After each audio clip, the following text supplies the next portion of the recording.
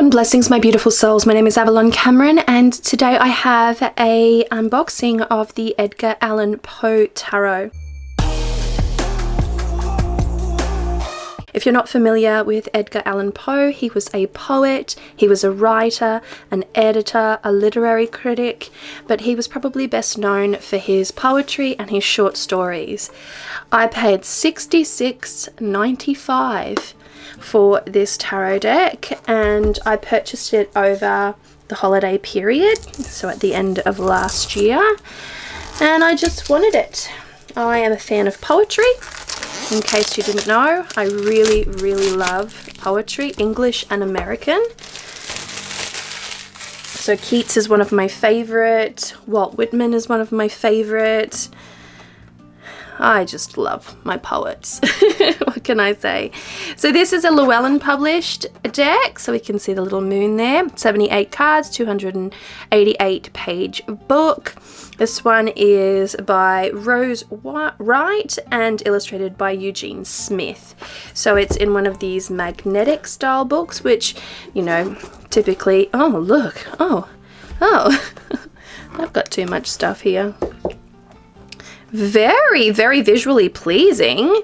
Little pull tab, cardboard insert. Here is the guidebook, the companion book, of which I am pretty pumped about. It's high gloss, which I am not pumped about, but I don't want to look at the cards.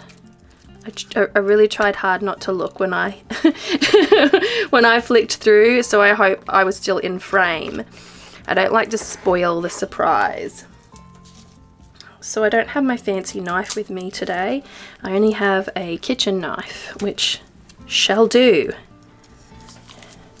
Never cut towards yourself, boys and girls. Always cut away. This is a solid cling wrap. I really don't like cling wrap around cards, but what can I say? Each to their own. Oh, high gloss. Oh, no. I don't know about that. What I'm going to do is I'm going to move the box out of the way. I might leave the book here. So as you can see, the box is pretty standard. It has a nice little ribbon. This is a cardboard insert. We've got a scarab beetle with like a pentacle arrangement in the center there. We've got some staff over here. Really nice. I feel relatively sturdy. You could keep your deck in here if you needed to. All right, we'll put the book just there. So here is the backing. We have a crow, eyeball, really flimsy cardstock, like super flimsy cardstock. I must admit I've become a bit of a snob when it comes to cardstock. I haven't really been using any mass-produced decks lately, with the exception of the Hush Tarot, and the cardstock on the Hush Tarot is better. So I don't know why I'm flicking that way, but let's get into it. I don't know if I'll have enough battery to do a full flip through, but I will definitely try. So we start off with the Fool. I'm not going to be able to critique this too much because, you know, I'm not super familiar with the life of Edgar Allan Poe aside from, you know, the basics. So I can't really say if, you know, the images are inspired from any particular person. That seems like a really familiar image to me. Like I've seen it in other decks, or the style of that. The Empress. That looks like a really miserable Empress, I've got to say. Here we have the Emperor, the man himself. The Hierophant, very mummy. Lovers, just making sure to get it on all angles. We have the Chariot and Strength, which is a beautiful Strength card actually. I'm not loving the art style, to be perfectly honest. It's very, I don't know, cartoony, a little bit too, like, I don't know what it is. I can't quite put my finger on it. But yeah, it's cartoony. Reminds me of cartoons. The Hanged Man, interesting. Death, oh, that's a good Death card. Again, it's the art style. We've got Temperance there, more fairy than angel. The Devil. Devil looks a lot like Death. The Devil looks more like death than death. The Tower. The Star. Not a bad star card. It's just the artwork is not grabbing me. It's beautiful in its layout. It's just the style, like the faces of people. There's some harshness to it that I'm not really into.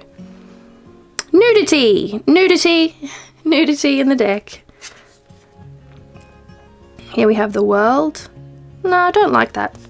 Don't like the World card. We have the Ace of Wands, which is beautiful. I quite like that. Two of Wands. Okay. The Three of Wands. That's an interesting three. Then we have the Four of Wands. And that's nice. The Wand suit seems to be nice. The Five of Wands. I don't know why that made me laugh. It just looked a little comical. Six of Wands. Yeah, okay. Seven of Wands. The Eight of Wands here. Nah.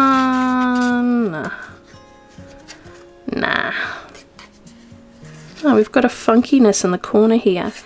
It's like the, I'm not sure if you can see it, the laminate. Oh, weird. Never seen that before. Then we have the Ten of Wands. Yeah, see, it's too cartoony, too like Scooby-Doo. Sorry, Scooby-Doo came up in a conversation, Page of Wands, during our Coven chat. It's a funny thing. Knight of Wands. Yeah, Gorilla. Queen of Wands. Pretty enough. King of Wands. Wow, that's a very striking king. So we're into the Cups suits, and it's a very metallic, it looks nice, the metallic sort of like banner down there. As you can see, it's borderless. Really don't like the cardstock. Really great for those of you who like to riffle shuffle. Two of Cups, Three of Cups. We have a Masquerade Ball situation. Four of Cups. And we have the Five of Cups. Oh, that looks sad. Six of Cups. Oh, that's really sweet and cute. Yeah, again, there's that. This card is damaged as well. It's like the gloss only goes to here. Here's another one. I don't know if this is done on purpose. I doubt that this is done on purpose. The gloss only comes to here. I'm not sure if you can see it or not here. There, that's probably a better angle. See what I mean? And here. Look at it from that direction. You can see that just down there. Oh, something extra. Ten of Cups. Page of Cups. Knight of Cups. The Queen of Cups. She does not look happy. King of Cups. He doesn't look really like a King of Cups. There's a lot of wood around there. Why is he the King of Cups? I'm going to have to read about it. Gosh, I'm going to have to read about it. Ace of Swords. I like to just look at it and get it. That's a good deck to me. You know, Two of Swords. That's a nice Two of Swords, actually. So far, that's the pick of it. Three of Swords. Okay. Four of Swords. It's very ghostly ghouling. We have another issue with this card as well. Yeah, the gloss on the cards. Oh god, this card doesn't have any gloss on it at all, except for maybe over here. And this card's missing all the gloss on that side there. This is fun. This has been fun. I've never actually had this problem in a deck before where the gloss has been missing. I've been very fortunate, so this is an experience.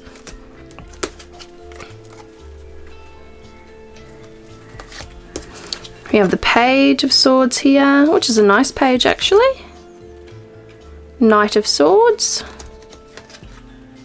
Queen of Swords. Interesting. Knight of Swords. King of Swords. Then we have the Ace of Pentacles, which is, of course, the scarab that we see at the bottom of the box. Two of Pentacles. Interesting. 3, 4, yeah, okay. 5. Ran off with his head.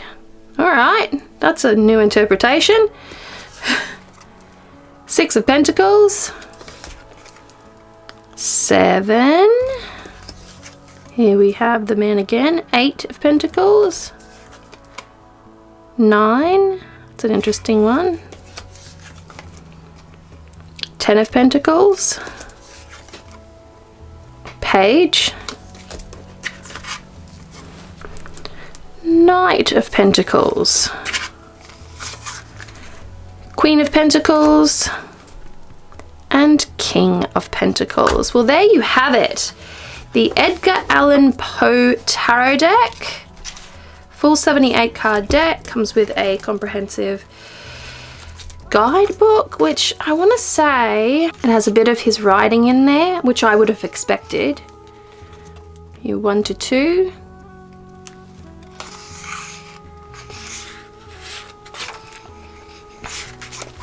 So I think the guidebook will actually be quite interesting, especially if they've pulled a lot from Edgar Allan Poe's work. That will actually sort of save it a little bit, but I didn't like the art style, I'm afraid. It's just not that's just not my favorite art style at all.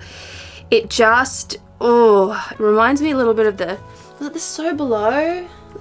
I don't know, there was a cartoonish element to it that is just not my favorite. It's very, I don't know, it could have been done better. Honestly, it could have been done so much better. Except for this, I don't know, I found that a lot of decks coming out of Llewellyn at the moment have this type of style of artwork, which is just not my favorite. I just don't like it. I flat out don't like it. And yet the decks read well enough. The Everyday Witch Tarot has that art style that I just absolutely detest, and yet it reads really well. So I try not to let that, you know, impact my overall perception of the cards. But I've got to say, I'm probably more excited about the guidebook than I am the cards at the moment. And so let's hope that the book reads well. Let's hope that Rose Wright did a good job on the book. And we'll explain some of her choices in depictions. So there you have it, beautiful souls. What do you think? Like, you know, what do you think of the deck? Is this something that interests you, not interests you? Mine seems to be very damaged for some reason. Well, not very, I wouldn't exactly call that severe damage. I won't be contacting Llewellyn and saying, hey, a couple of your cards don't have gloss, because I'm not that type of person.